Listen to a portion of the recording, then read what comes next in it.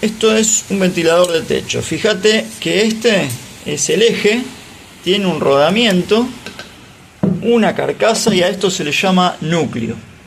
Trae dos bobinados. Este es el bobinado de trabajo y este de adentro es el bobinado de arranque. Salen dos conductores de cada uno de los dos bobinados.